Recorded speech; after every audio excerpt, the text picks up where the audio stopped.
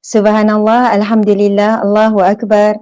A'udzubillahi minasyaitanirrajim. Bismillahirrahmanirrahim. Assalamualaikum warahmatullahi wabarakatuh. Waalaikumsalam. Ustazah sihat Ustazah? Alhamdulillah, sehat. Nilofa apa khabar? Alhamdulillah sihat, bertambah sihat sikit, tambah berat sikit. Nampak macam maintain. Subhanallah. Nilofa, first terima kasih sebab sudi terima jemputan ni. Sangat istimewa bila Nilofa setuju. Subhanallah.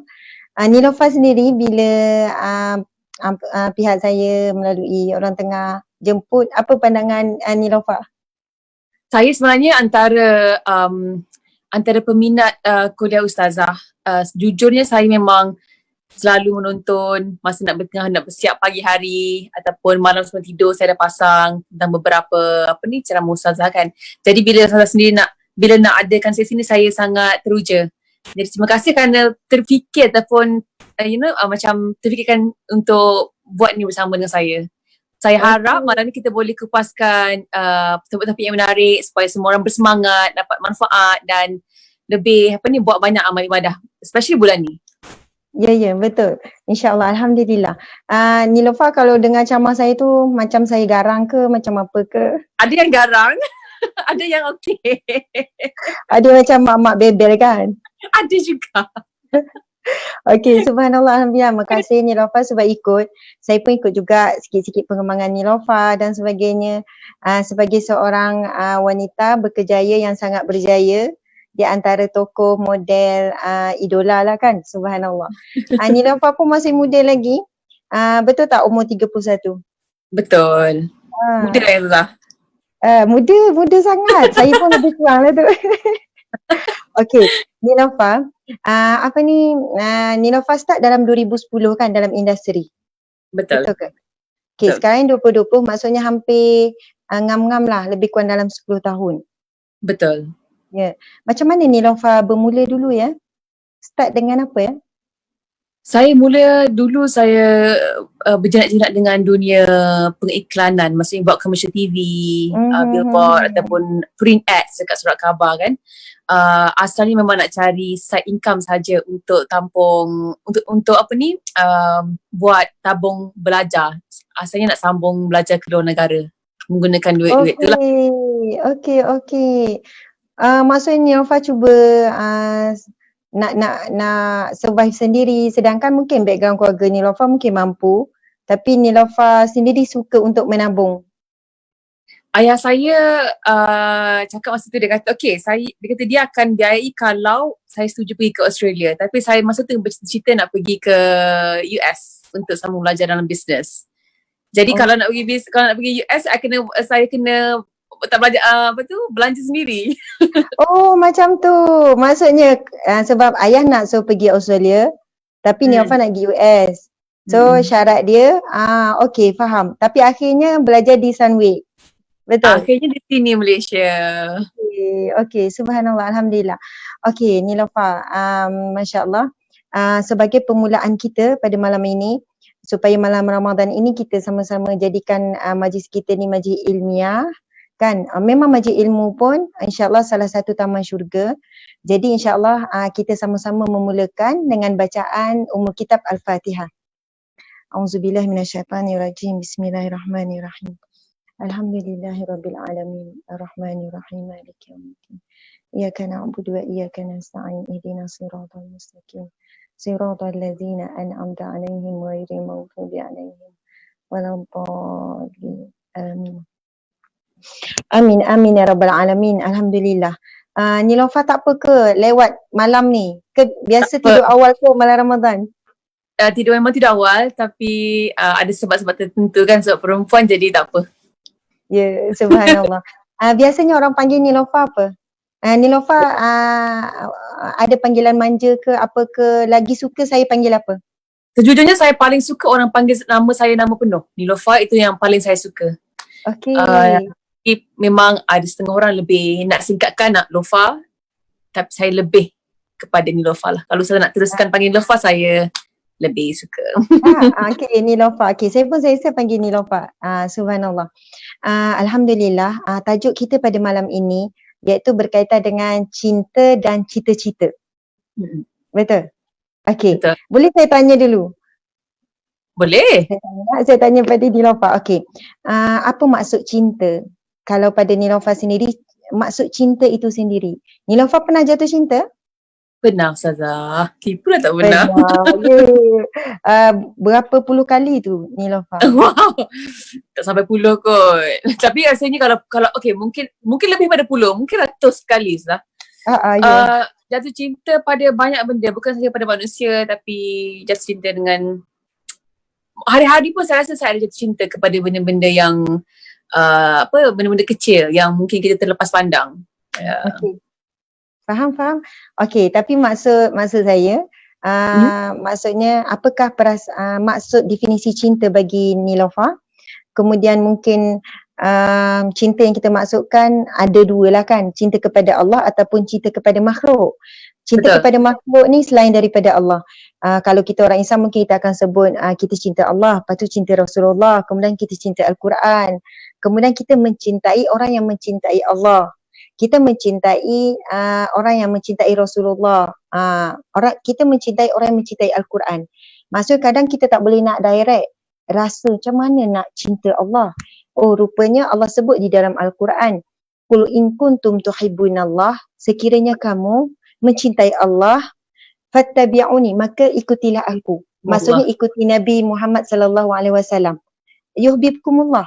Subhanallah, pandai Nilofa. Maka kamu akan dicintai Allah. Jadi Allah memberikan kita seorang Nabi yang sangat Allah cinta. Dengan kita mencintai Nabi, kita akan dapat cinta Allah. Sebab itu kadang-kadang untuk dapat cinta Allah, kita perlu mencintai orang yang mencintai Allah dan orang yang dicintai oleh Allah. Subhanallah. Okay.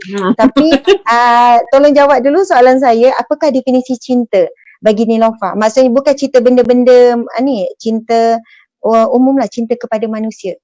Satu perasaan yang dirasa oleh hati kan, satu perasaan yang susah nak, saya rasa macam cinta kepada manusia yang saya nak masukkan tu. Ya, betul.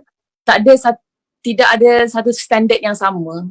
Cinta kepada manusia ni sangat berbeza-beza dan hanya boleh dirasa di sini dan tak boleh diungkapkan dengan perkataan lah.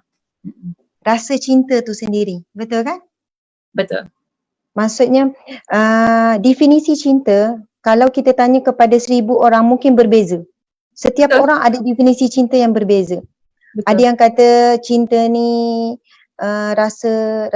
kita rasa akan bahagia, rasa macam terbang, rasa macam sentiasa nak senyum. Orang kata kalau jatuh cinta ni tidur tak lena, mandi tak basah, mabuk dan sebagainya, macam-macam bentuk definisi cinta. Sebab itu cinta akhirnya tidak ada definisi yang khusus. Sebab hanya orang yang rasa jatuh cinta, dia hanya boleh dirasa tapi tak boleh nak disebutkan bagaimana rasa tu. Subhanallah. Macam kita boleh rasa manis, okey ni rasa manis, ni rasa masin. Tapi cinta ini sangat luar biasa. Subhanallah, Allahu Akbar. Bila sebut pasal cinta, satu perkara yang kita harus semua akui, kita orang Islam, cinta ini satu anugerah daripada pemilik cinta ataupun pencipta cinta itu sendiri. Maksudnya rasa cinta, jatuh cinta itu adalah ciptaan Allah. Rasa kan? Betul. Rasa marah, rasa rindu, rasa cinta, rasa benci. Rasa-rasa tu pun makhluk Allah yang Allah letak dalam hati kita. Subhanallah. Jadi sebab itu bila kita marah, bila marah kerana Allah dapat pahala. Contoh marah sesuatu yang memang Islam marah. Seseorang buat perkara yang memang Nabi Muhammad pun tak suka, Allah benci. Kemudian kita rasa marah dengan perkara tersebut. Orang hina Nabi. Dan kita menunjukkan rasa marah, kita dapat pahala. Subhanallah. Maksudnya bila cinta, ini adalah ciptaan Allah, makhluk Allah yang Allah pinjamkan ke dalam hati kita. Kita tak tahu macam mana rasa tu. Kita tak nampak tapi boleh rasa. Dan ia boleh terkeluar daripada macam-macam bentuk. Senyum ke, rasa bahagia, rasa tak sabar nak jumpa. Tapi pelik kan perasaan tu macam mana dalam hati kita. Subhanallah. Pertama, sifat cinta itu adalah datangnya daripada Allah. Allah boleh beri dan Allah boleh tarik rasa cinta tu. Ya. Kadang bila Allah beri kita hadiah, kita lupa kepada Allah pemberi hadiah. Lalu akhirnya Allah boleh tarik balik hadiah yang diberi, iaitu cinta tadi itulah. Okey. Jadi Ustazah, okay. Ya. Boleh tanya. Kalau katakan orang yang sudah berkahwin kan, kalau Allah campakkan rasa cinta dan kasih kepada suami ataupun kepada isteri itu sendiri, tak mustahil kalau Allah tarik balik dalam tengah berkahwin tu, dalam perkahwinan tu, Allah tarik balik perasaan cinta ataupun sayang ataupun berkasih tu dari sang suami ataupun sang isteri tu. Betul. Okey, saya tanya Nilofa macam ni. Contoh, kekasih Nilofa, tapi contoh Nilofa paling seronok dapat hadiah apa? Contoh bakal suami Nilofa, maksudnya tunang lah, masih tengah bertunang. Dia bagi satu hadiah yang memang dah lama Nilofa nak. Contoh hadiah apa? Alamak, Ustazah tak tahu nak cakap apa. Okey, apa yang Nilofa, maksud impian Nilofa, contoh bagi sebuah kereta yang memang dah lama Nilofa idamkan. Okey. Contoh kereta apa? Bahaya nak cakap Ustazah. Bagi je lah apa-apa kereta. Okey lah, apa-apa lah cerita.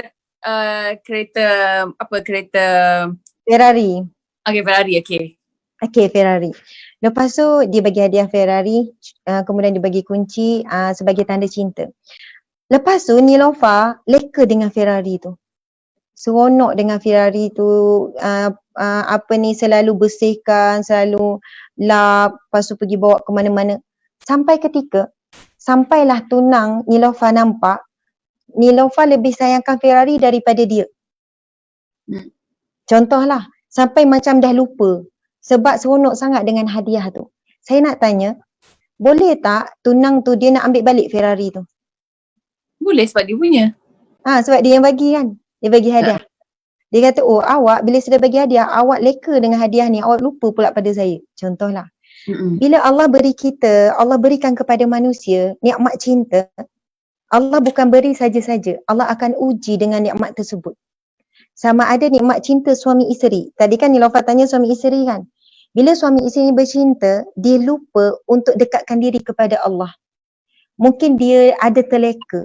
Mungkin dia isteri terlalu menjadi hamba kepada suami, suami memhambakan diri pada isteri atau apa-apalah dosa, kesilapan. Akhirnya Allah boleh tarik supaya mereka sedar. Mereka kembali kepada Allah yang memberi cinta tu. Subhanallah. Maksudnya cinta ini juga memang kita tahu Allah yang memiliki, Allah yang Malik. Ni nama Allah Asmaul Husna. Kalau cinta nama Allah, Allah ya Wadud, Allah yang maha memiliki cinta. Allah ya Wadud, Allah ya Rahman ya Rahim, pengasih penyayang pemurah. Allah yang Malik yang memiliki. Allah boleh ambil, Allah boleh beri. Subhanallah.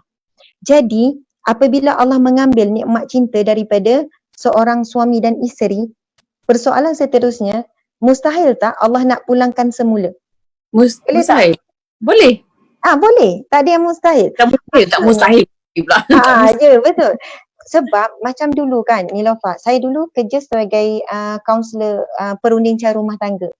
Jadi memang biasa, masalah suami isteri dah kahwin 15 tahun, 20 tahun, dah kahwin lama. Sama ni bahagia, tiba-tiba rasa macam tawar hati, dah tak rasa ni nak berpisah, nak ni dan sebagainya. Banyak macam lah ujian kan.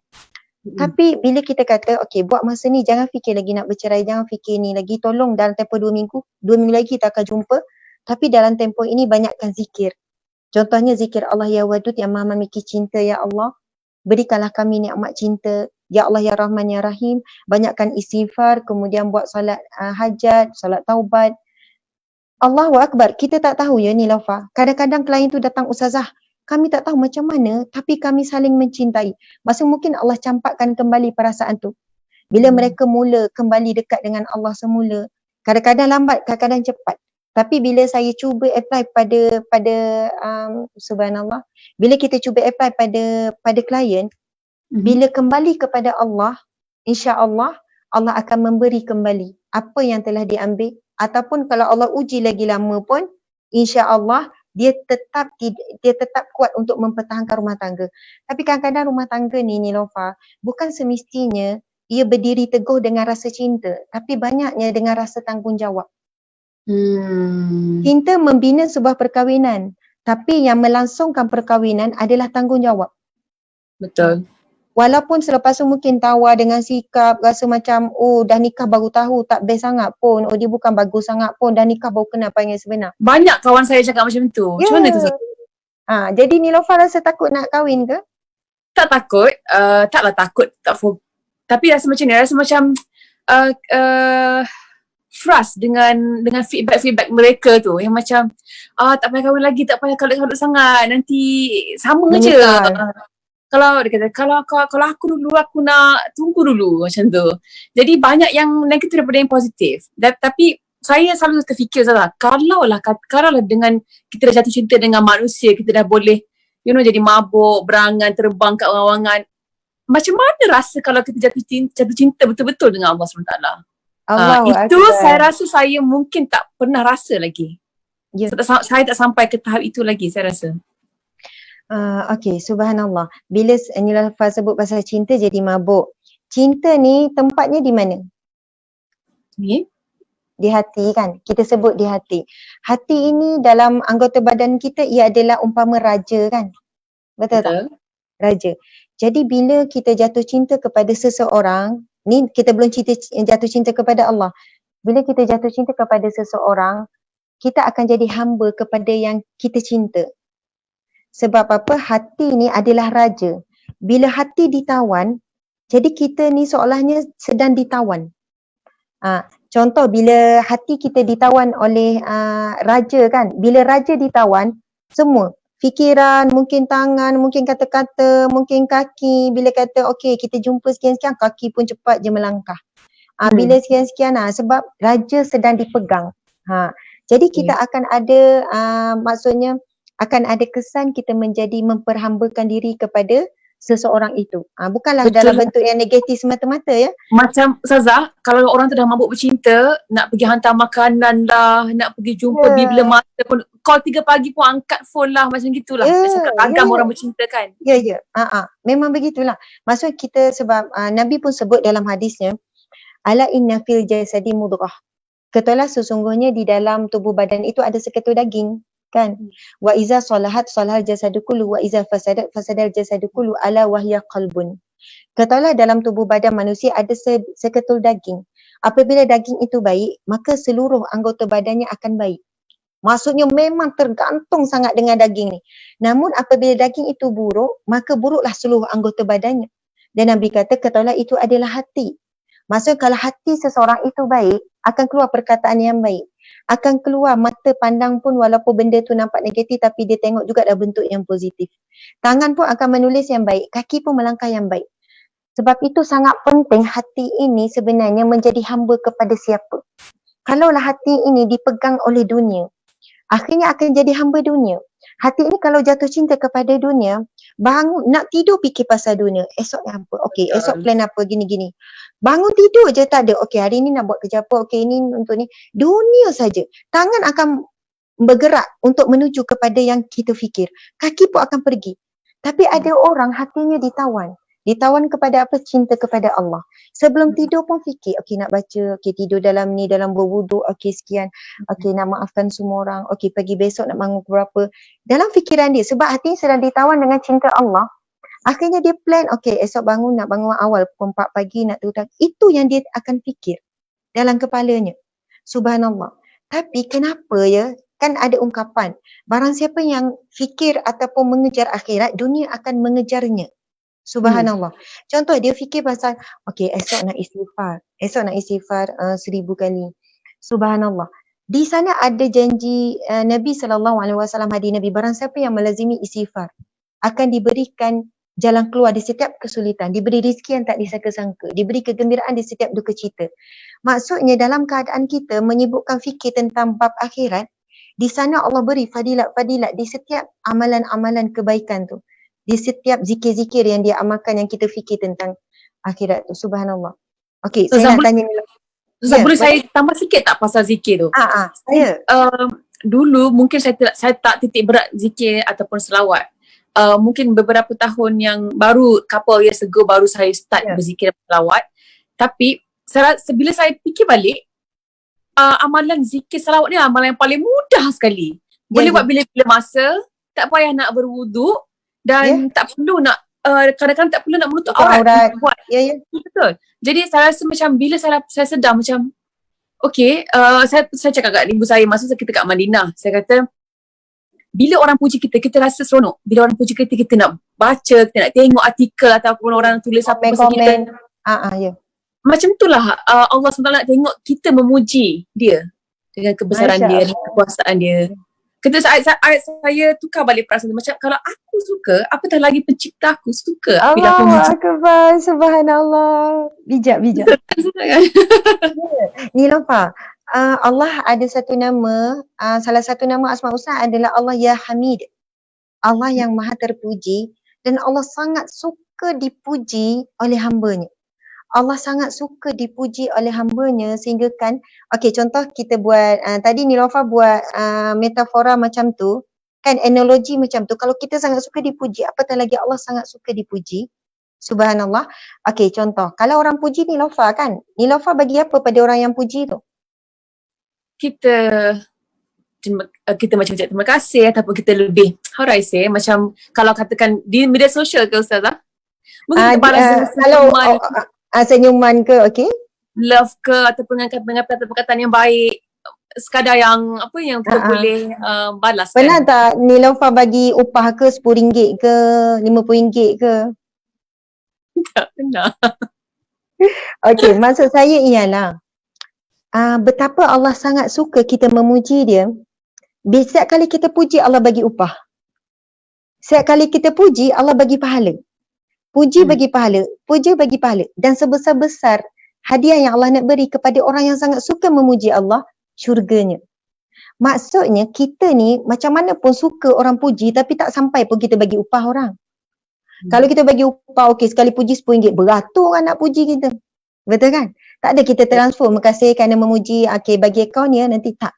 Tapi betapa Allah Subhanahu Wa Taala sangat suka apabila hambanya memuji, setiap kali pujian yang bukan susah pun. Subhanallah, macam Nilofa sebut, istighfar salawat tu semua bentuk pujian Allah tu. Antara hadis Nabi SAW, Nabi bersabda, Subhanallah, Alhamdulillah, Allahu Akbar, tamla'u wa tamla'ani bainal ardi was samawat. Bila kita ucap zikir, Subhanallah, Alhamdulillah, Allahu Akbar, semua tu kan pujian. Maha suci Allah, segala puji bagi Allah, Allah Maha Besar, puji Allah Maha Besar. Pahalanya memenuhi antara langit dan bumi. Masya Allah. Maksudnya, kan Allah juga, Allah berhak nak beri banyak mana, pahala ke apa semua. Tapi nak cakapnya betapa Allah suka dipuji dan Allah nak hambanya memuji, buatlah pujian, cakaplah macam mana, zikirlah yang mudah-mudah bagi kamu. Dan Allah berikan ganjaran yang kita tak tergambar. Ada satu hadis Nabi, mungkin kalau Nilofa pernah dengar, dia ada nasyid, dia buat lagu. Ada orang buat lagu. Kalimatan habibatan. Nanti Nilofa cari ya, suara Nilofa kan sedap. Nanti Nilofa boleh buat, boleh lagukan. Subhanallah, cari dekat internet.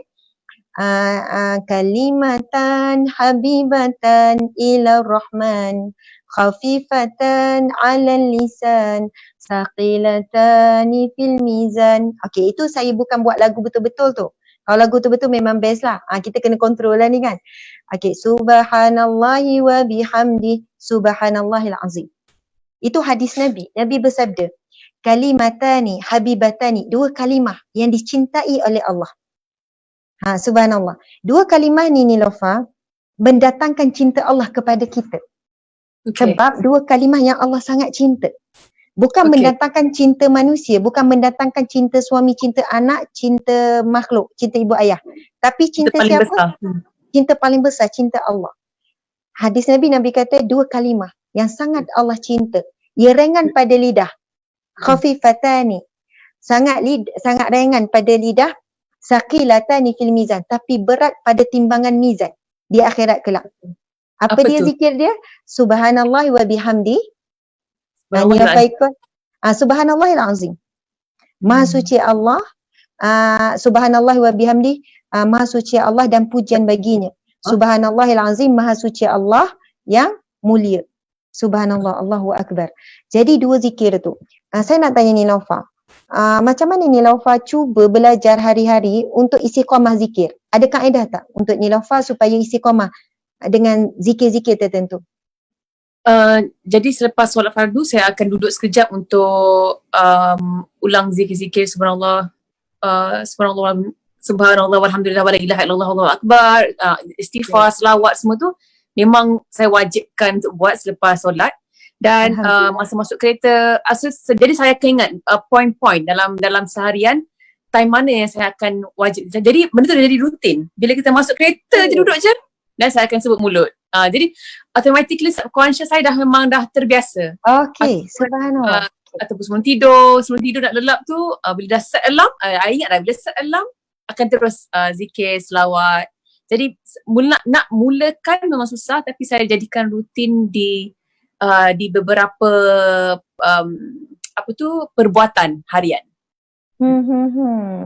Subhanallah. Memang bagus. Niloufar, tips tu sangat bagus. Sebenarnya saya pun nak berkongsi tip yang lebih kurang sama. Sebenarnya dalam bab kita nak istiqamah dengan zikir, sebab bukan mudah nak istiqamah dengan zikir sebenarnya. Kadang-kadang kita drive jauh pun, mula-mula je kita start dengan zikir. Kan? Subhanallah, subhanallah. Lama diam. Kita tak sedar, mulut kita diam. Subhanallah. Kemudian kadang-kadang kita start masak, kita nak zikir, lepas tu kita jadi diam.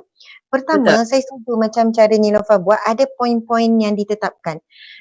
Contoh macam ni, ada orang tanya, Ustazah macam mana? Banyak sangat zikir, tapi kalau boleh saya nak juga zikir istighfar, saya nak juga banyakkan selawat, saya nak juga banyakkan zikir subhanallah wa bihamdi, subhanallahil azim. Itu hadis Nabi yang sahih tu. Betul. Saya juga nak zikir la haula wala quwata illa billah. Jadi kadang-kadang kita boleh buat begini. Contoh, selepas subuh sehinggalah zuhur, kita tetapkan kita nak banyakkan zikir la ilaha illallah. Contoh, la ilaha illallah. Sebab apa? Itu merujuk hadis Nabi. Afdalu zikru la ilaha illallah. Zikir yang paling afdal adalah zikir la ilaha illallah. Itu nombor satu, Niloufar. Paling afdal zikir adalah kalimah la ilaha illallah. Begitu juga pesanan Nabi dalam bulan Ramadan ni, sempena bulan Ramadan ni, hadis Nabi SAW. Hadis ini diriwayatkan oleh sahabat Nabi yang bernama Salman. Pada hari terakhir di bulan Sya'ban, Nabi berkhutbah. Maksudnya sehari sebelum masuk Ramadan. Khutbah tu panjang Niloufar, panjang, tapi di hujung Nabi bersabda, lakukanlah sebanyak-banyaknya di dalam bulan Ramadan 4 perkara. Nabi sebut. Yang pertama, dua perkara yang mendatangkan redha Allah terhadap kamu. Dan 2 perkara lagi yang engkau perlukan. Nabi kata. 2 perkara yang mendatangkan redha kepada Allah kepada kamu, perbanyakkanlah zikir la ilaha illallah dan astaghfirullah.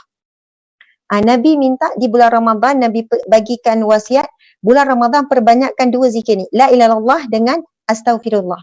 Dan 2 lagi yang kamu perlukan, Nabi kata, iaitu perbanyakkan meminta syurga dan selamat daripada api neraka Allah. Okey, subhanallah. Niloufar, contoh, kita boleh mula. Sebab apa? Waktu yang paling panjang antara jarak solat subuh ke zuhur. Contoh, kita mula besok, start pada subuh ke zuhur, kita cuba letak mindset kita, perbanyakkan zikir la ilaha illallah. Jadi kita tak perlu macam nak fikir, nak zikir ni. Kadang lepas solat kita nak zikir semua, sampai ketiga kadang kita rasa macam, ada benda nak buat lah, ginilah. Lepas tu kita jadi tertinggal, lepas tu kita rasa macam zikir laju-laju. Jadi kita terus set subuh ke zuhur, la ilaha illallah. Masak ke, pakai baju ke, masuk duduk rehat ke, buat apa, menyapu ke, la ilaha illallah, la ilaha illallah, la ilaha illallah. Terhenti sekejap, okey, lepas tu ingat balik, la ilaha illallah, la ilaha illallah. Sampai zuhur, kita letak pula mindset, okey, start zuhur sampai asar adalah zikir astaghfirullah, contoh. Astagfirullah, kejap-kejap, lepas tu berhenti, astagfirullah. Okey, kita letak pula contoh lepas asar, ini terpulang, ini cadangan. Nak letak mana-mana zikir terpulang pada masing-masing. Start asar pula, kita pun bagi tahu anak-anak, kalau saya lah, okey, start asar sampai maghrib, sekarang kita zikir pula subhanallah wa bihamdi. Maghrib sampai isyak mungkin subhanallahil azim. Okey, ataupun nak letak lepas asar selawat sampai maghrib, kita nak banyakkan selawat masa tu. Contoh, maghrib dengan isyak tu pendek, mungkin adalah nak zikir panjang sikit ke, sekian-sekian sambil-sambil uruskan anak apa semua. Isyak sampai tidur, contohnya nak zikir apa. Lepas tu esok nak set zikir lain, contoh, terpulang. Tapi biasanya kalau kita setting begitu, kita akan lebih fokus. Kita akan lebih fokus. Kita tak perlu fikir, kita fokus zikir tu je, sekian-sekian. Ada orang buat begitu. Kemudian ada sahabat saya, subhanallah, bila saya tengok rumah dia buat macam ni. Macam rumah kan, ini saya bagi tip kepada suri rumah. Tapi alhamdulillah ramai yang buat tips ni. Kata ustazah saya penat lah kat rumah saya gini dengan anak dengan ni. Saya rasa macam kadang tak semangat ini. Okey. Jadi cadangannya di setiap ruang kita letakkan zikir-zikir tertentu. Okey, contoh macam ni. Ada orang bila kat dapur dia dah tulis satu zikir. Di dapur dia banyakkan zikir subhanallah contoh kan. Subhanallah. Jadi bila masuk je ruang dapur dia subhanallah, subhanallah. Buat kerja je subhanallah, subhanallah, subhanallah. Bila ruang tamu, masa ngemang-ngemang ruang tamu ada zikir tertentu. Bila time jemur kain tu kan, ada zikir kat tempat jemur kain. Bila ruang ruang rehat ada zikir sekian-sekian. Bila time gosok baju, dia ada zikir dia dah siap tampal. Jadi dia kata ustazah subhanallah, bila dah buat zikir-zikir di ruang-ruang tu, masuk bilik zikir apa. Jadi dia tak rasa rugi pun duduk lama-lama kat situ. Bila gosok baju yang sama ni rasa macam daripada gosok baju baik aku pergi ngaji Quran daripada aku gosok baju. Tak ada. Gosok baju tu sambil dia nak perbanyakkan zikir yang dia tetapkan. Subhanallah. Sebab tak terlintas kan sebelum ni? Kita mungkin tak terlintas nak buat begitu. Macam Nilofa, dah set dalam kereta nak zikir apa? Nilofa banyak ke atas kereta? Banyak. Banyak waktu atas kenderaan. Ada orang, mungkin adakah atas kenderaan tu laluan yang sama? Rumah ke office kan macam mana? Laluan yang sama. Laluan yang sama. Okey, ada sahabat saya dia buat macam ni. Dia dah tahu untuk sampai ke pejabat ada 10, contoh ada 5 traffic light. Dia akan buat satu traffic light ke satu traffic light ada zikir dia. Traffic light ni ke traffic light ni zikir lain. Jadi dia kata, menarik. Jadi dia kata bila berlaku jam, dia tak rasa pun ralat. Bahkan dia rasa macam jam lagi banyak aku boleh zikir. It's okay. Jadi dia relax. Okay, zikir pertama ni la ilaha illallah. Traffic light kedua hingga ketiga zikir ni. Time laju, alamak sikit je dapat zikir. Macam tu. Kadang-kadang kita stres kan, jam ke sunat cepat apa semua. Tapi sebenarnya masa ni bila kita isi dengan zikrullah, Allah akan gantikan dengan kemanisan. Kita tunggu orang, kadang kita nak marah kan? Orang lambat 20 minit. Masa aku ni, dia tak hormat masa aku. Tapi kalau kita terus set, okay, kalau dia lambat, aku akan zikir ni. So, bila datang, it's okay. Don't worry, tak apa. Tak apa. Sebab apa? Kita tak rasa pun masa kita tu, subhanallah. Masya Allah. Suami saya baru maklumkan view sekarang ni adalah 13K. View yang paling tinggi setakat ni pengalaman saya. Melalui FB. Sebab FB memang payah nak reach tengok 13K, alhamdulillah. Maksudnya Nilofa, subhanallah, bila kita tunggu orang, kita buat apa-apa, kita tak jadi rasa macam rugi. Tak rasa menyesal pun, tak ada. It's okay awak lambat, it's okay. Sebab kita rasa macam, seronok tadi sementara tu aku boleh zikir. Kita dah set. Kalau nunggu orang lambat, kita nak zikir apa? So, saya ada baca satu buku mindful pasal tentang mindfulness. Saya tahu kalau dalam bahasa Melayunya apa perkataan mindfulness tu, tapi apa yang dibuat praktisnya macam ni. Mungkin kita boleh lekatkan sticky notes macam yang colour biru, colour kuning, colour pink tu kan. Kalau katakan kita nampak peti sejuk, zikir colour pink tu apa dia? Kalau kita lekatkan itu pun boleh juga, mungkin boleh kita guna pakai juga konsep yang sama untuk praktiskan zikir ataupun selawat. Saya nak share sikit je Ustazah. Sila. Share banyak pun tak apa Nilofa. Okay.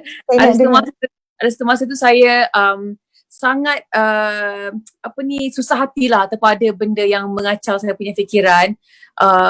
Jadi ibu saya pun tahu tentang apa yang saya tengah lalui semua everything, dan saya ingat lagi dalam keadaan yang saya macam serba tak kena tu, ibu saya message saya cakap, dia panggil saya Love. Okay, Love, zikir banyak-banyak, selawat banyak-banyak, zikir banyak-banyak.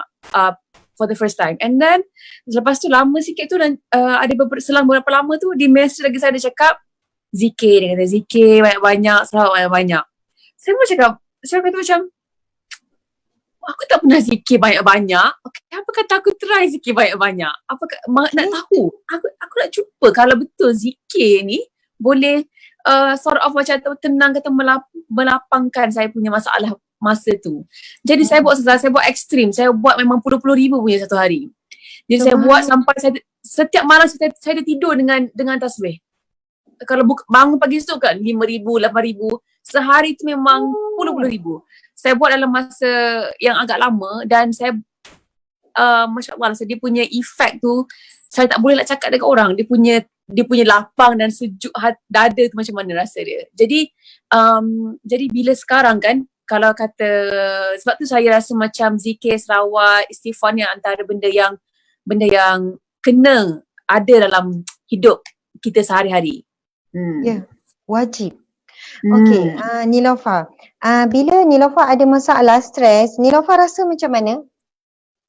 Dada. Sempit. Kita rasa macam kalau kata kita stres, kita terlalu fikirkan masalah, alamak dunia ni macam mana aku jenis. Kita akan rasa macam kecilnya, macam kita sempit kan. Tapi sebenarnya dengan zikir tu membantu kita untuk kita nampak kita lebih positif, kita lapang, kita rasa kita boleh semakin tersenyum dan kita boleh melepaskan masalah tu dan ada kebergantungan yang yang lebih besar lah. Yang kuat. Okey, subhanallah. Antara hikmah zikir ni memang sangat besar, sangat luas, sangat ni fadilatnya. Niloufar, yang menyempitkan hati dan melapangkan hati adalah Allah. Allah ya Khafid, Allah ya Wasid, Allah ya Basid, Allah ya Wasid, Allah yang maha melapangkan dan Allah yang maha menyempitkan hati.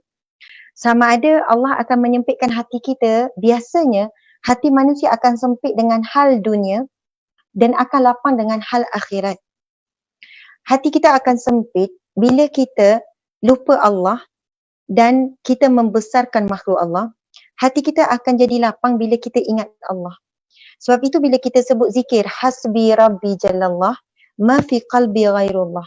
Cukuplah Allah bagiku, tidak ada di dalam hati. Saya memang sensitif dengan zikir sebab arwah tu saya memang favorite arwah tu saya. Subhanallah, zikir kan. Sebenarnya zikir itu hasbi rabbi jalallah, cukuplah Allah bagiku, ma fi qalbi ghairullah, tidak ada selain Allah dalam hatiku. Zikir tu mula-mula kita ulang, dia tak masuk lagi tau. Lama-lama bila dia masuk sikit-sikit, pengulangan ni memang sangat penting. Pengulangan macam Niloufar sebut sampai ribu-ribu kali. Bila dia masuk, cukuplah Allah bagiku, sampai ketika kita rasa macam masalah yang besar tadi tu, masalah yang besar, Allah akan kecilkan masalah tu. Allah akan kecilkan bagi kita. Masalah mungkin tak settle lagi, masalah tetap masalah, tapi hati kita dah lapang, jadi masalah tu jadi kecil. Maksudnya sebelum ini hati kita sempit, masalah kecil je sebenarnya. Tapi sebab hati sempit, tak muat nak masuk. Jadi sesak nafas. Tapi bila hati tu dah lapang, masalah tu saiz yang sama, jadi dah tak rasa. Allahu Akbar, subhanallah. Mungkin juga saya rasa sudah penting juga kalau sudah kena selalu ingatkan kepada pengikut Ustazah untuk tahu makna zikir selawat tu. Jangan sekadar baca apa yang itu dalam buku. Kena faham, kena selami maksud, kena feel it. Saya rasa itu sangat satu poin yang penting lah. Kan Ustazah kan? Betul. Niloufar ni bila Niloufar amalkan zikir, Niloufar faham tak maksud? Kena, saya akan make sure saya akan faham dan saya akan ingat apa. Perkataan ni Arab ni apa dia maksud dia, ni apa dia. So, bila saya sebut tu, saya boleh feel. Okey, subhanallah, alhamdulillah. Masya Allah, baguslah. Maksudnya Niloufar konsepnya bila zikir mesti faham maksud. Okey, saya nak tanya soalan pada Niloufar lagi. Bila kita sebut pasal, kembali kepada tajuk kita, cinta dan cita-cita. Saya nak tanya, apa cita-cita Niloufar? Cita-cita saya of course, saya nak menjadi ahli syurga. Saya nak menjadi ahli syurga, saya nak perkataan terakhir saya la ilaha illallah, saya nak tidak dilepaskan azab kubur. Itu antara dalam doa saya. Tapi of course itu semua untuk akhirat. Dunia pula cita saya lain. Okey, Niloufar. Sebab apa kita pilih tajuk cinta dan cita-cita? Sebab biasanya kerana cinta akan mewujudkan cita-cita. Contoh, kita cintakan Allah, cita-cita kita adalah kita nak jumpa Allah. Betul kan? Betul. Kita cintakan Rasulullah. Nak tengok wajah Allah. Ya, nak tengok wajah Allah. Lepas tu bila kita jatuh cinta kepada Rasulullah daripada kisah-kisah, kita punya cita-cita adalah nak jumpa Rasulullah. Betul. Betul kan? Okey, Niloufar contoh. Untuk cita-cita dunia Niloufar nak jadi maksudnya artis sekian-sekian. Dan Niloufar memang berusaha sedaya upaya untuk berada pada target tu. Betul atau tidak? Betul. Niloufar berkorbankan masa, tenaga, plan itu plan ini, sama juga macam untuk Niloufar hijab, sama juga dengan banana apa? Susu pisang? Susu pisang Niloufar tu kan. Maksudnya Niloufar ada target, ada cinta, maksudnya ada cinta kepada yang Niloufar target, Niloufar cinta apa yang Niloufar buat. Jadi Niloufar ada target, ada cita-cita, betul kan? Maksudnya buat sungguh-sungguh waktu betul. Kalau masa fashion buat sekian-sekian, untuk design tudung sekian-sekian, untuk ni sampai target. Dan kebanyakannya saya nak tanya, Niloufar boleh capai tak target yang Niloufar letak tentang cita-cita dunia? Alhamdulillah ada yang tercapai, Ustazah. Dan saya rasa banyak tercapai sebab tengok memang satu pencapaian Niloufar. Dan ia bukan satu perkara yang Niloufar buat sambil-sambil, tapi buat dengan betul-betul sungguh-sungguh dengan team all out. Betul atau tidak? Okey. Sekarang Niloufar ada cita-cita nak alam barzah dalam keadaan yang selesa. Ada cita-cita nak selamat daripada azab kubur. Ada cita-cita untuk dapat syurga Allah, jumpa Nabi Muhammad. Itu cita-cita kita semua sebab kita ada cinta. Kita cintakan perkara tu. Macam mana kita boleh cinta untuk alam kubur sekian-sekian, nak mati husnul khatimah? Sebab kita telah diperkenalkan oleh ustaz-ustaz kita, penceramah apa semua, mati husnul khatimah sekian, alam kubur kalau indah, kubur kita jadi macam taman syurga. Jadi kita jatuh cinta, betul kan? Lepas tu kita ada cita-cita. Namun saya nak tanya pada Niloufar pada malam yang barakah ini, adakah Niloufar buat betul-betul sungguh-sungguh untuk menggapai cita-cita alam barzah?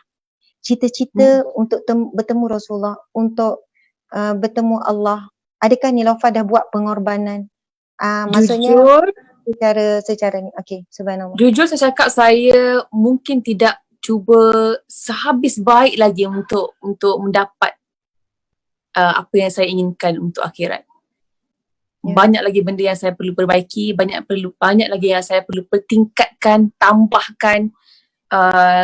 Sebab tu saya berani cakap, saya kata mungkin saya tak pernah jatuh cinta betul-betul lagi dengan Allah.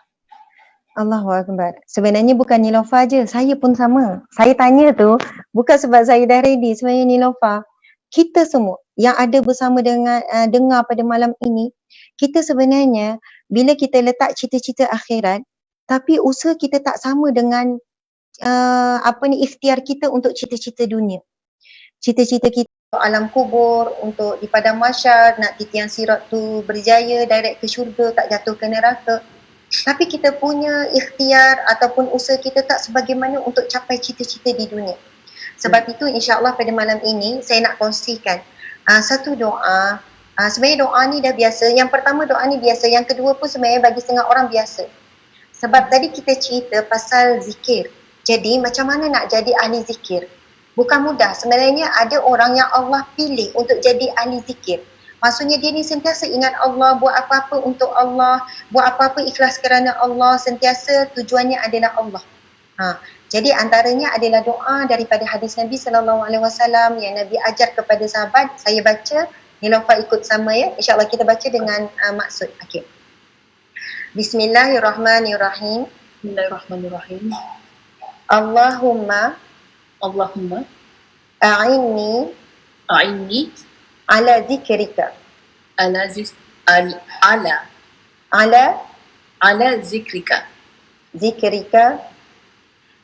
ala zikrika wa syukrika wa husni ibadatika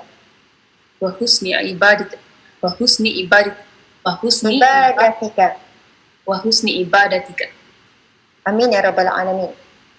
Okey, maksudnya ialah Nabi pesan setiap kali selepas solat, ada juga riwayat mengatakan setiap kali lepas sujud, masa ketika sujud yang akhir, jangan tinggalkan doa ini. Nabi pesan. Subhanallah. Maksudnya insya-Allah selepas ini kita cuba jadikan, cari saja doa ini, doa untuk Google banyak. Maksudnya sebut saja doa untuk berzikir kepada Allah, nanti akan keluar. Allahumma a'inni ala zikrika. Maksudnya adalah, ya Allah, bantulah aku dalam mengingatimu. Subhanallah. Wa ala syukrika, dan dalam bersyukur kepadamu. Wa ala husni ibadatika, dan dalam memperelok dan memperindah amal ibadahku. Sebab apa? Contohkan kalau saya kata kepada Nilofa, Nilofa, tolong ingat saya ya, Nilofa. Bukan. Saya cakap macam ni. Nilofa, bantu saya untuk ingat Nilofa. Kalau saya minta macam tu, Nilofa, boleh tak bantu saya supaya ingat Nilofa? Bagi alam pada saya setiap hari supaya saya ingat pada Nilofa, contoh. Saya tahu, kenapa sampai macam tu? Saya tak boleh lah nak ni. Tapi kita minta dengan Allah, ya Allah, bantulah aku dalam mengingatimu. Sebab apa? Apabila doa itu makbul, contoh di bulan Ramadan, kita doa itu Allah makbulkan permintaan kita, akhirnya Allah pilih kita di kalangan ahli zikrullah. Maksudnya, subhanallah, di kalangan orang yang sentiasa ingat Allah. Sebab Allah akan pilih. Ada orang, Nilofa, saya jumpa beberapa orang-orang soleh, lidah dia tak berhenti zikir. Masa kita tanya dia soalan, maksudnya adalah guru-guru kan, bila dia zikir je sel. Tapi bila tanya soalan, dia jawab. Lepas jawab, zikir. Jalan zikir. Kemudian kita tanya orang yang selalu bersama ni ada. Dia kata, subhanallah, guru ni, syekh ni, memang zikir saja. Tapi orang cakap, dia dengar, dia akan jawab. Lidah dia tu, nak tidur zikir, bangun tidur je zikir. Maksudnya dia di kalangan orang yang Allah beri dia nikmat, lidah tu sentiasa zikrullah. Sebab itu kita kena minta tolong dengan Allah. Allahumma a'inni, ya Allah, bantulah aku ala zikrika. Dalam berzikir. Subhanallah. Mudah-mudahan saya, insya-Allah, Nilofa beramal, saya beramal, pendengar beramal. Kalau Allah pilih kita jadi ahli zikrullah, Allah akbar. Nak rasa naik bulu roma kan? Bahagianya kita. Kemudian yang kedua dalam doa tu, wa ala syukrika, dan dalam bersyukur kepadamu. Sebenarnya bila kita jadi hamba Allah yang bersyukur, Allah janji apa di dalam Al-Quran? La in syakartum la azidannakum. Jika kamu bersyukur, maka aku pasti akan menambahkan nikmat-nikmatku ke atasmu. La in syakartum la azidannakum. Kalau kamu bersyukur, pasti aku akan tambah nikmat. Sebesar-besar nikmat adalah syurga Allah, bertemu dengan Allah, bertemu dengan Rasulullah. Jadi nak jadi orang bersyukur pun kena minta dengan Allah. Minta tolong, ya Allah, tolonglah aku nak jadi bersyukur, nak terima kasih kepadamu. Allahu Akbar. Kalau Allah makbulkan, akhirnya kita jadi hamba Allah yang bersyukur. Saat kita diuji pun kita mampu kenal Allah.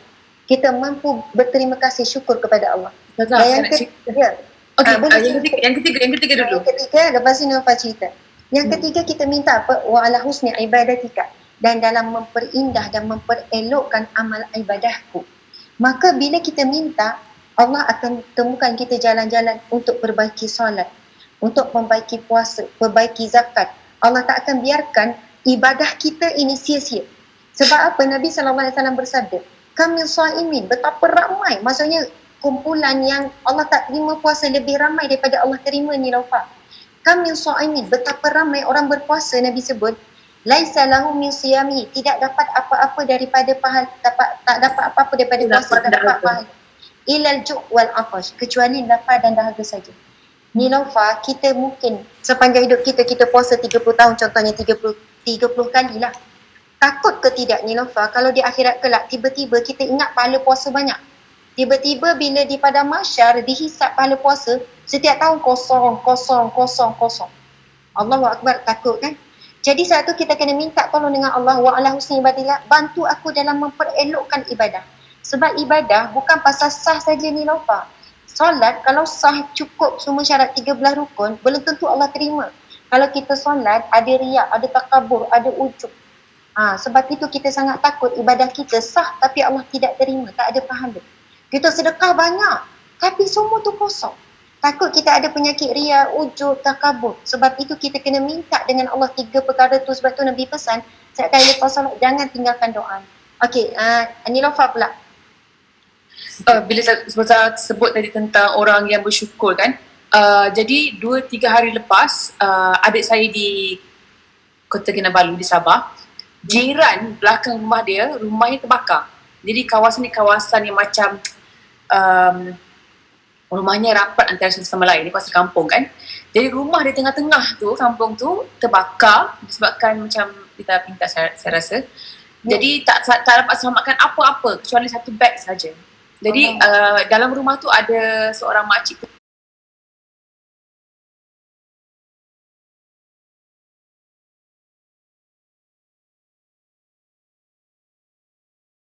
lepas kebakaran tu 1 jam selepas dia pun pergi jumpa mangsa kebakaran tu, makcik-makcik tu. Dan saya cakap, adik saya cakap, dia kata makcik kena makcik sabar kan. Dia kata dia kena risau, makcik kena redha. Dia kata kalau tak redha nanti Tuhan marah, makcik akan bawa semua ni nanti kalau makcik mati. Dia kata ini semua sementara di dunia saja, macam tu. Untuk orang yang baru kehilangan rumah, tempat duduk, tempat tinggal, untuk cakap macam tu keluar, saya rasa satu orang sejuta. Maksudnya 1 dalam sejuta. Okay, faham. Macam mana makcik tu boleh cakap macam tu? Betul. Dengan tenangnya dia, dengan redha dan pasrahnya kepada Allah, dan dia boleh cakap, kata macam saya tak akan bawa semua ni, walaupun rumah aku terbakar hari ni, tak apa, rumah aku tak bawa mati. Macam tu. Dan rumah kita, saya tak tahulah, mungkin saya tak pernah jumpa lagi lah orang yang dalam keadaan begitu boleh cakap macam tu sejam selepas kebakaran. Allahu Akbar, subhanallah. Betul-betul Niloufar. Maksudnya walaupun dalam keadaan sekelip mata Allah ambil rumah, tapi dia cepat untuk redha dan cepat untuk bersangka baik dengan Allah, dan dia cepat untuk menyedarkan diri di hakikat dia. Subhanallah. Niloufar rasa kan apa kekuatan makcik? Saya tak tahu lah Ustaz. Mungkin. Okey, subhanallah. Niloufar, saya nak tanya. Contoh, Niloufar biasanya akan siapkan diri dulu exam. Niloufar kan cerdik, Niloufar kan cemerlang. Saya baca tadi tu, maksudnya cemerlang lah, belajar apa semua. SPM kan budak bijak kan, maksudnya cemerlang. Masya Allah. Dulu masa sebelum ujian, peperiksaan, exam, Niloufar study last minute ataupun Niloufar bersedia lebih awal ataupun masa yang periksa baru study? Kita kalau budak MSM tu sepanjang tahun tu kita kena study. Setiap hari ada preparation class, and kita kena last minute pun ya, tak last minute pun ya, sepanjang masa lah study. Panjang masa. Jadi bila exam, Niloufar ready untuk menghadapi exam? Okey, result exam macam mana hasilnya? Baguslah, good. Bagus. Okay. Saya sebenarnya cuba nak sampaikan begini. Ujian Allah, exam tu kita tahu tarikh, betul kan? Exam kita tahu tarikh, jadi kita boleh ready. Tapi ujian Allah, test from Allah, itu exam ujian dunia. Ujian daripada Allah, kita tahu tak tarikh? Tak tahu. Kita tak tahu. Yang perlu kita buat adalah bersedia sentiasa. Tak tahu bila-bila masa diuji, esok apa berlaku, lusa cerita apa, ada orang fitnah ke apa ke, bisnes ada masalah ke apa kan, kita tak tahu. Sebab itu biasanya, wallahualam saya tak tahu makcik tu macam mana, orang yang cepat redha, cepat bersangka baik apa ni, dia adalah orang yang bersedia sebelum diuji. Maksudnya dia bersedia sebelum diuji adalah biasanya orang yang istiqamah dengan zikir ataupun dengan amalan-amalan soleh. Mesti dia ada kekuatan luar biasa. Mungkin dia istiqamah baca yang setiap pagi ke, ataupun dia adalah seseorang yang istiqamah bangun malam ke, istiqamah dengan sedekah ke. Sebab orang yang begini, Masya Allah, adalah orang yang dia sabar sebelum diuji. Tapi kita ni kan kadang-kadang masa diuji itulah baru nak sabar. Maksudnya masa diuji itulah baru nak istighfar, baru nak selawat. Betul kan Niloufar? Masa diuji itulah, ya Allah, mak macam mana ni, sedih sangat ni, banyakkan selawatnya kat istighfar, masa itulah kita banyakkan selawat. Tapi ada setengah orang, dia tak tunggu diuji, dia sentiasa istiqamah dengan zikrullah. Dia tak ada masalah apa hari tu sebab dia dah di kalangan ahli zikir. Maksudnya bila ujian, dia senang. Dia senang. Dia terus, maksudnya kita pun pelik, macam tak diuji, relax, ya Allah, kalau aku duduk tempat dia tak tahu macam mana aku. Kita ni dah selalu sebenarnya, dah selalu dah kita punya pengalaman kita punya pengalaman kita bila dia uji susah hati sedih-sedih, lepas tu okeylah aku istighfar, astagfirullah, supaya tenang. Tapi istighfar kita macam mana masa tu? Astagfirullah, ya Allah tolonglah aku, la ilaha illallah, ya Allah maafkanlah, ya Allah aku tawakkalkan. Tapi bayangkan orang yang sentiasa zikir astagfirullah, bila datang sesuatu, Allah telah menyediakan hati yang memang sedia lapang. Kita ni start sempit, barulah nak lapangkan. Tapi dia orang ni memang hati dah lapang. Bila datang ujian yang besar pun, dia cepat untuk redha. Dan ada hadis Nabi SAW. Nabi bersabda, apabila Allah mencintai, hadis yang sahih yang ni, apabila Allah mencintai seseorang itu, nescaya Allah akan mengujinya. Sebab dia nama, kemasyhuran, tapi Allah akan berikan ujian. Dan apabila dia redha dengan ujian tersebut, maka dia dapat redha Allah. Apabila dia marah pada ujian tersebut, maka dia dapat kemarahan Allah. Allah saya selalu percaya Ustazah, bila kita, dalam hidup kita ni, bila kita ditimpa ujian Allah kan, kalau kita redha dan kita lebih mendekatkan diri dengan Allah, Allah akan tingkatkan darjat kita. Tinggikan lagi darjat kita. Jadi saya selalu, ramai orang tanya, macam mana lah Lofa kuat kalau diterima, kalau kena kecaman ataupun ada masalah di sana. Saya selalu berfikiran positif, saya redha, saya hadapi dan saya lebih dekatkan diri dengan Allah. Macam back to square one. Jadi alhamdulillah banyak benda-benda yang besar dalam hidup saya boleh lalui Ustazah. Tapi itu sebenarnya kata saya lah. Dan juga doa-doa semua orang, doa ibu saya.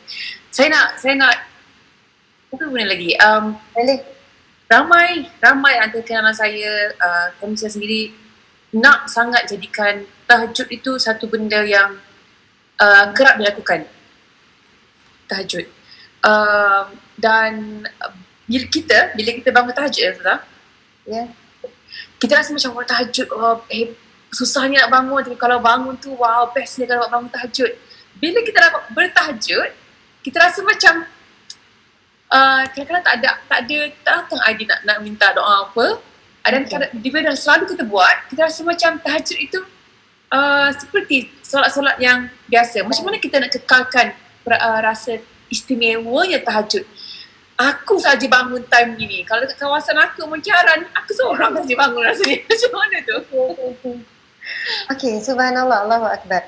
Maksud soal ni Lofa adalah bagaimana kita nak mengekalkan rasa istimewa, rasa manis, rasa special bangun tahajud tu. Betul kan? Subhanallah.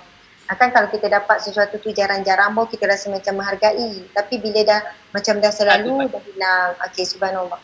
Kadang ada orang tanya, Ustazah macam mana bila malam kita nak boleh menangis? Bila mungkin kali masa tengah ada masalah boleh menangis, tapi kalau tak ada masalah kita susah nak menangis dan sebagainya. Contoh kan, kalau kita dah jatuh cinta pada tahajud.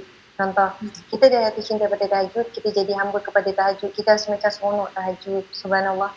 Lalu kita akan menikmatinya setiap kali, walaupun setiap malam dah berturut, tapi setiap kali tu kita akan rasa istimewa. Seumpama macam kalau, macam Nilofa kan, Nilofa buat, ada tak perkara yang Nilofa buat hari-hari, tapi Nilofa tetap bila buat tu rasa seronok? Apa dia? Tengok movie ke contoh? Ada tak? Ada perkara yang tak rasa pun boring bila buat tu, mesti baca buku macam tengok Instagram. Betul. Maksudnya macam mana? Bukan tengok Instagram saja. Kalau saya tengok Facebook kan, dia tengok Instagram. Contoh tengok Instagram, kita tak pernah rasa macam boring.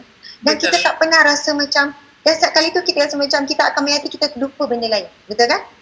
Kita akan rasa macam masa tu pun kalau tengah berdiri pun kita tak sedar kita berdiri dah 10 minit. Betul. Padahal benda yang sama je kita tengok Instagram. Betul. Ada kita rasa nak ni, dan setiap kali kita ada masa dengan Instagram, itu adalah masa istimewa. Dan kita penat-penat pun kadang tu kita rasa siap aku nak rehat jap. Rehat pun dengan Instagram. Betul. Subhanallah. Aku sama juga persoalannya, kadang baca Al-Quran, lama-lama sekali baca rasa nikmat. Bila sesuatu baca rasa macam biasa je. Sebenarnya kita kembali kepada apa yang kita bincang pada malam ini, iaitu kita buat bukan dengan rasa cinta. Dan kita belum jatuh cinta kepada tahajud, belum jatuh cinta. Dan kita nak jatuh cinta macam mana Nilofa? Kita kena tahu, betul kan? tahu kelebihan tahajud, kelebihan bangun malam, baca tentang kelebihan bangun malam, kelebihan Al-Quran, jadi ahli Al-Quran dan sebagainya. Jadi insya-Allah kita nak share satu doa untuk merasa cinta ni. Cinta kepada ibadah-ibadah ni. Sebab daripada Allah juga untuk datang rasa cinta ini. Okey, insya-Allah sama-sama ya doa ni. Iaitu doa agar kita mencintai Allah dan mencintai apa yang Allah cinta dan mencintai ibadah yang macam soalan Nilofa tadi. Okey. InsyaAllah kita baca sama-sama Nilofa dan juga semua para pendengar. InsyaAllah tak lama dah ni kita pun nak kena landing dah. Sebab kita tahu esok kena bangkit awal untuk bersahur. Kalau boleh memanglah nak panjang. Tapi membenarkan masa yang tak cukup. Mungkin kita boleh buat siri 2 ke insyaAllah. Okey Nilofa. InsyaAllah kita baca sama-sama. Bismillahirrahmanirrahim. Allahumma inni as'aluka hubbaka wa hubba man yuhibbuka wal amala alladhi yuballighuni hubbaka. Allahumma ja'al hubbaka ahabba ilayya min nafsi wa ahli wa minal ma'i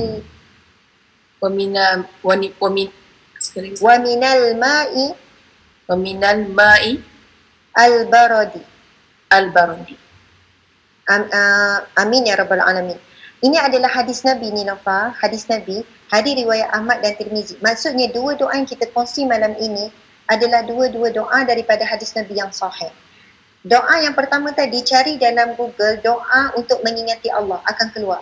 Doa ini pula kita tulis je doa agar mencintai Allah. Okey, bila jumpa doa ni print lepas tu tampal di tempat ruang solat ataupun di mana-mana tempat. Okey, maksud doa ini tadi ialah Allahumma inni as'aluka hubbaka. Ya Allah, aku mohon padamu cintamu. Ya Allah, aku memohon daripadamu cintamu. Wa hubba man yuhibbuka. Dan cinta orang yang mencintaimu. Cantik kan Nilofa? Cantik sangat.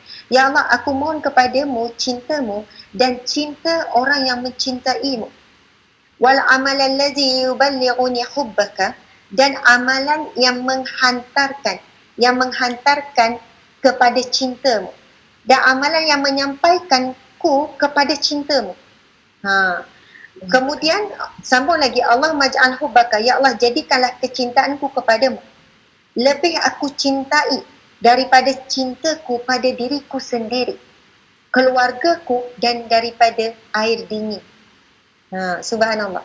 Jadi pertama kita minta, ya Allah kurniakanlah aku cintamu, dan ya Allah kurniakanlah aku cinta orang yang mencintaimu dan amalan yang mendatangkan cintamu, dan berikanlah aku cinta kepadamu melebihi aku cintakan diriku, ahli keluargaku dan air yang dingin. Subhanallah. Air dingin ni mewakili dunia lah. Maksudnya sesuatu yang menyejukkan hati kita, menyejukkan diri kita. Masya Allah. Doa ini adalah doa daripada hadis Nabi, amalan Nabi SAW. Jadi, ia menjawab persoalan Nilofa tadi. Kita minta dengan Allah, cinta Allah. Kemudian kedua, cinta orang mencintai Allah. Orang yang mencintai Allah. Contoh kisah Rabi'ah Adawiyah. Kan?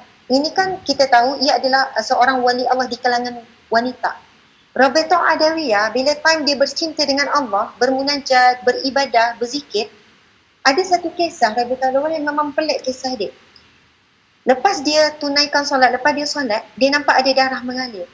Rupanya dia tak sedar rumah dia runtuh. Maksudnya atap rumah runtuh, dia tak sedar dia dihempap.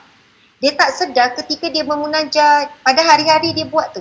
Dia memuji Allah, dia berzikir, tak sedar pun, tak dengar, tak perasan apa. Sebab dia dapat cinta Allah dan dia dapat nikmat mencintai Allah. Kan Nilofa tanya, tak tahu macam mana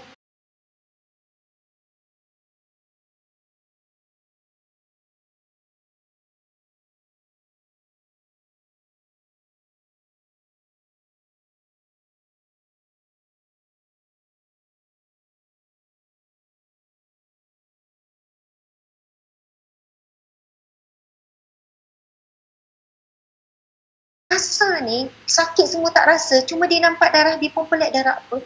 Subhanallah, betapa. Bayangkan Nilofa, kalau kita solat Nilofa, rasanya kalau gatal, terasa tak gatal masa solat? Rasa gatal, sakit pinggang ke, pening kepala rasa. Kalau ada lipas lah Nilofa, kita solat ada lipas dalam 10 meter. Nampak tak lipas tu? Nampak, mungkin dah melompat dah. Melompat. Maksudnya masa solat kita nampak semua. Kita dengar semua. Kita boleh, ya Allah betapa lekanya kita. Kita tak, sebab itu solat kita rasa biasa, tak rasa manis. Solat dah, okay nak solat. Maksudnya kita solat dalam keadaan bukan kita menikmati nikmatnya, kita bercakap dengan Allah, kita ni. Jadi macam mana nak rasa, orang kata macam mana nak rasa seronok solat, nikmat solat, manis solat, rasa macam wah nak jumpa Allah specialnya. Sebab apa? Kita tak dikurniakan Allah rasa cinta terhadap ibadah yang mendapatkan cinta Allah. Sebab itu doa tadi tu, ya Allah berikanlah aku ibadah, amalan ibadah, amalan soleh yang mendatangkan cinta Allah. Jadi insya-Allah malam ini malam yang barakah.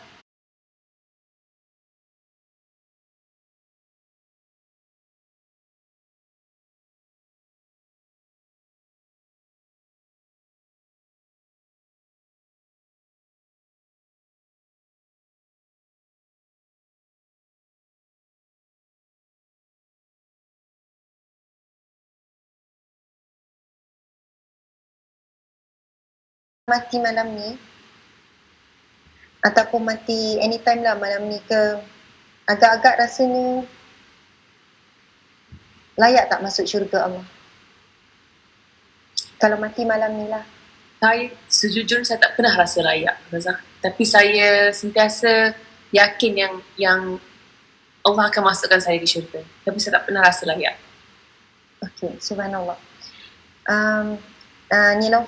Nilofa tak layak, saya tak layak, kita semua tak layak untuk syurga Allah. Bahkan sahabat-sahabat Nabi sendiri pun tak pernah rasa mereka layak. Semua tak pernah rasa. Saya nak cerita kisah Sayyidina Osman sikit je. Sayyidina Osman bila dia melintas kubur Nilofa, satu hari dia pengsan. Dia terus pengsan. Kemudian sahabat Nabi angkat Sayyidina Osman sampai ke rumah, sedarkan dia, lalu bertanya, wahai Osman, kenapa kamu pengsan bila lintas kubur? Nilofa kalau lintas kubur rasa macam mana? Pernah pengsan ke, menggeletar ke? Tak ada kan? Kita tengok kubur, kita pun Assalamualaikum ya ahli kubur, macam tu lah. Allahu Akbar. Ini sahabat Nabi ni. Lalu sahabat yang lain bertanya, wahai Osman, kenapa kamu pengsan? Aku takut azab kubur. Subhanallah. Aku takutkan tentang alam kubur. Lepas tu sahabat bertanya, wahai Osman, bukankah kamu telah dijamin syurga oleh Rasulullah? Nilofa, berapa orang sahabat Nabi jamin syurga, Nabi sebut. Abu Bakar fil jannah, Umar fil jannah, Osman fil jannah, Ali fil jannah, Allahu Akbar. Maksud Nabi sebut, dijamin syurga. Tapi mereka sendiri tak pernah bayangkan diri mereka di syurga. Sayyidina Umar radhiyallahu anhu, Nilofa, bila cerita tentang neraka, dia menangis. Kadang pengsan bila ditanya kenapa. Aku membayangkan diriku dalam neraka. Subhanallah. Dan bila baca ayat Al-Quran tentang syurga, Sayyidina Umar kata, aku membayangkan aku tidak ada dalam syurga. Kita ni jauh sangat. Memang tak layak. Sayyidina Osman bila sahabat kata, bukankah kamu dijamin syurga wahai Osman? Sayyidina Osman kata, aku memang dijamin syurga Rasulullah, tapi Rasulullah tidak pernah menjaminku selamat daripada azab kubur. Allahu Akbar. Nilofa, kita semua tak layak. Tapi kita tak boleh bayangkan diri kita dibakar dalam neraka. Kita tak boleh membayangkan anak kita dibakar dalam neraka. Ibu bapa kita dibakar dalam neraka. Memang kita tidak layak. Ibadah kita sangat sedikit. Dosa kita banyak Nilofa. Dosa kita terlalu banyak. Dosa mata, dosa hidung, dosa mulut, dosa telinga, dosa aurat kita, dosa pergaulan bebas kita, dosa lidah kita terlalu banyak. Subhanallah, Allahu Akbar.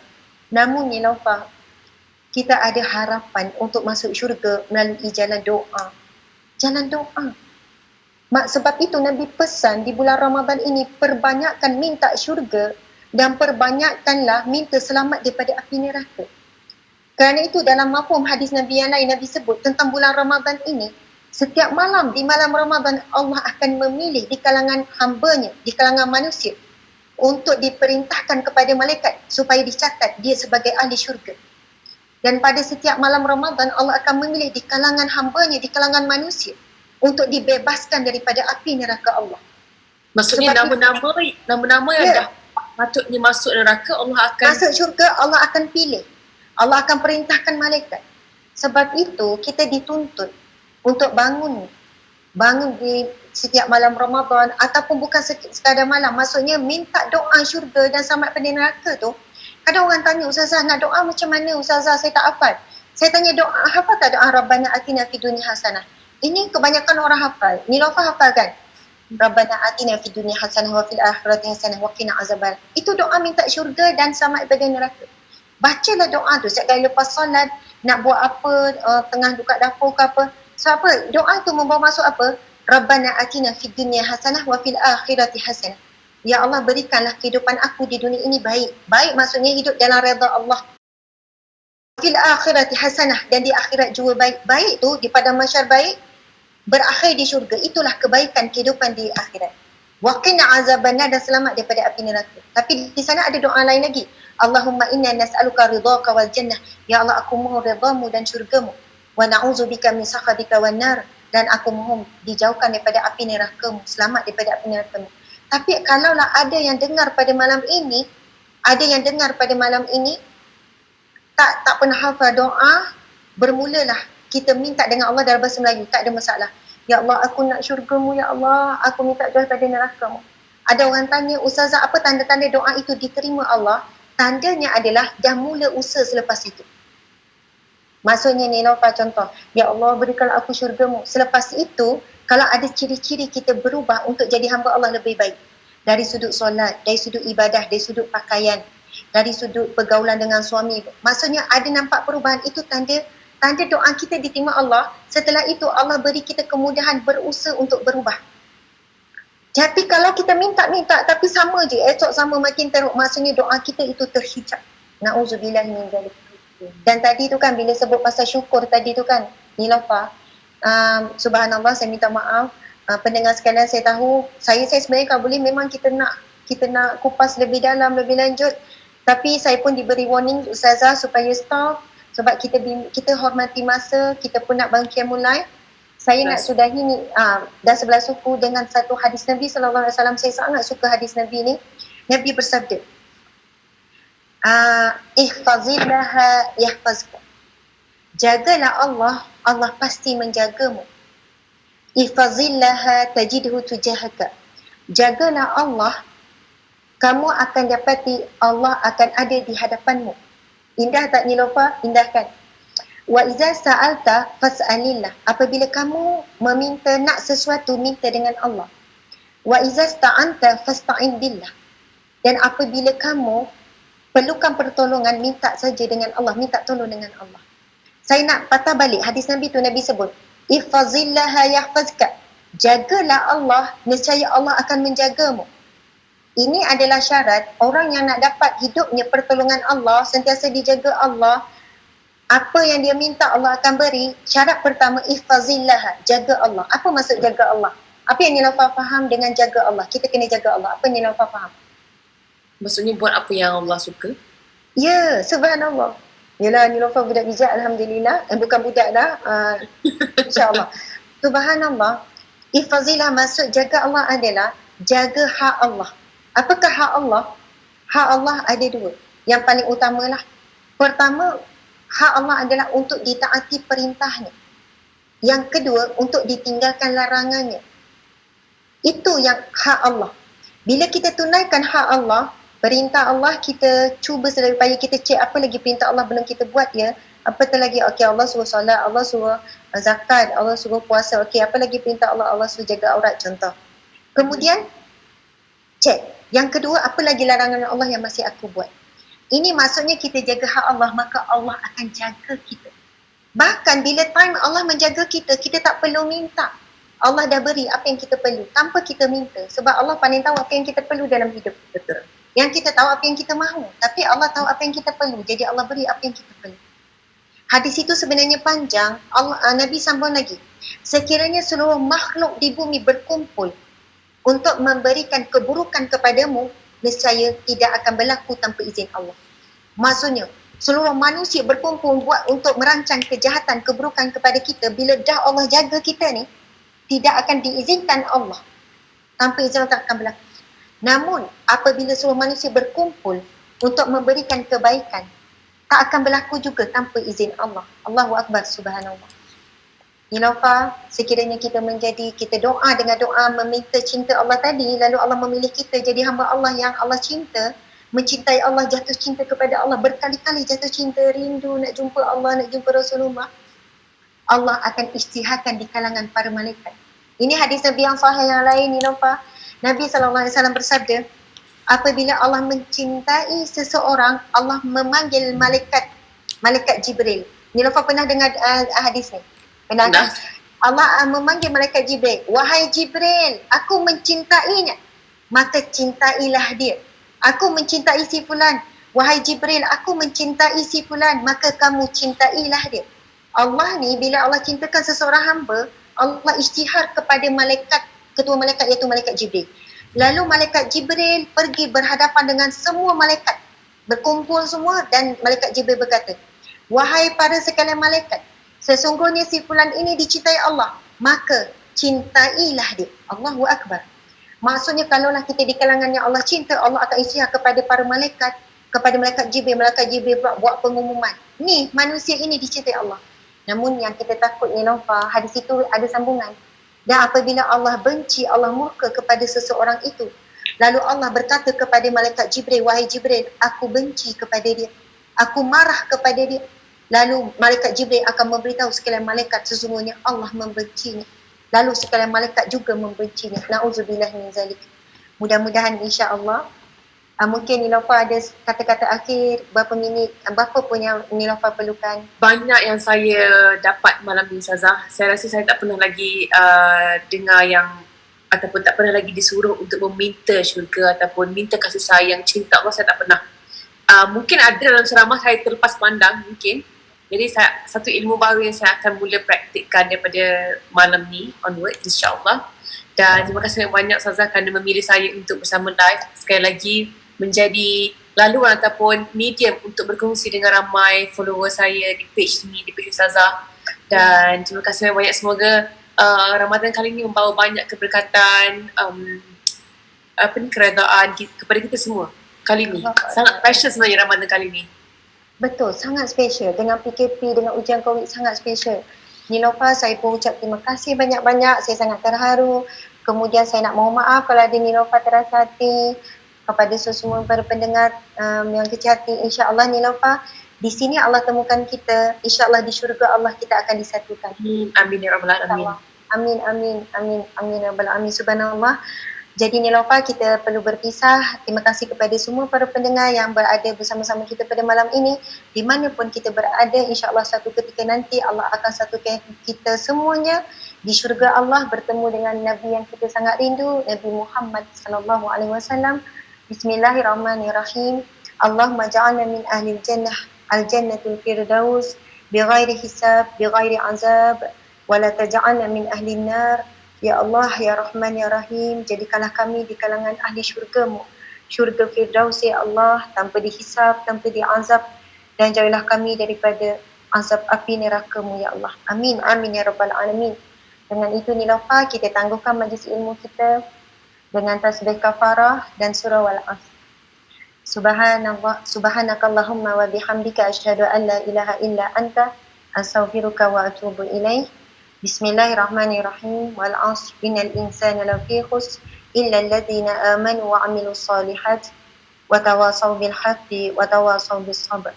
Sadaqallahul azim. Amin amin. Nilofa, I love you so much. I love you too Ustazah. Terima kasih banyak-banyak. Terima kasih. Assalamualaikum. Waalaikumsalam warahmatullahi wabarakatuh.